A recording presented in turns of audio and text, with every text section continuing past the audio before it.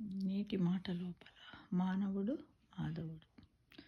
మానవుని మనస్సు 24 గంటల లోపల ఊసర వెళ్ళ మాదిరి ఎన్నో రకాలుగా మారుతూనే ఉంటుంది ఫ్రెండ్స్.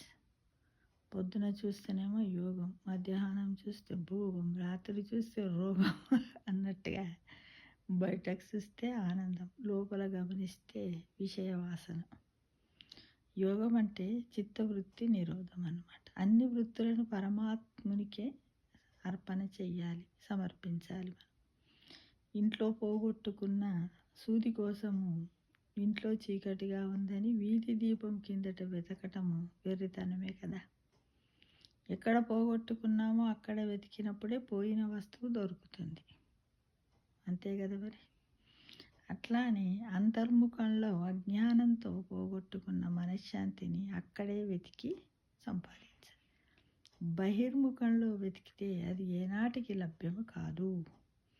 అంటే మనలోనే ఉన్నది కాబట్టి మన మనస్సు లోపలే వెతకాలి అని.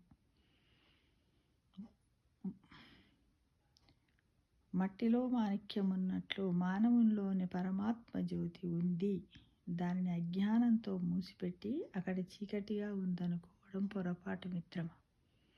అజ్ఞానాన్ని నిర్మూలించాలంటే మానవుడే మాధవుడు అవుతాడు. అంటే మానవుడు తన అజ్ఞానాన్ని పోగొట్టుకోవాలంటే సమాజంలో, సంఘంలో మనం ఎన్నో ఆధ్యాత్మికమైనటువంటి కార్యాచరణను చేపట్టాలి. సత్సంగాలలో పాల్గొనాలి. అసలు మనమంటే ఏంటిది, మనిషి అంటే ఏంటిది, మనం ఎందుకు జన్మెత్తాము, ఏం చెయ్యాలి, ఇంత అద్భుతమైనటువంటి మానవ జన్మను భగవంతుడు మనకే ఎందుకు ఇచ్చాడు, నేనే స్త్రీగా ఎందుకు పుట్టాను, నేనే పురుషునిగా ఎందుకు పుట్టానని ఈ విధంగా మన అంతర్ముఖంలో మనం ఆలోచించుకున్నట్టయితే మనం నిజంగా ఇంట్లో పోగొట్టుకున్న సూది కోసం వీధి దీపాల దగ్గర వెతకనట్టు మన మనస్సులోనే మనం వెతుక్కున్నట్టయితే మన మనస్సులోనే పరమాత్మ జ్యోతి ఉందనే విషయాన్ని తెలుసుకుని నలుగురికి మంచి చేయగలుగుతాం మిత్రమా. నిజంగా అదే ఆలోచించండి బాగా కదా.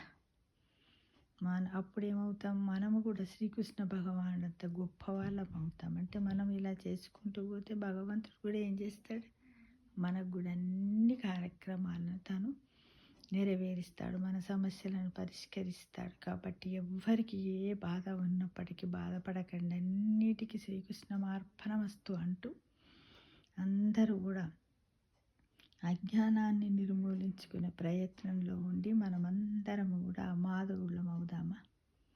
తప్పకుండా. అందరికీ శుభమస్తు. సమస్తలోక సుఖినో భవంతు అంటూ అందరం హ్యాపీగా జీవితాన్ని గడిపిద్దామా మిత్రమా.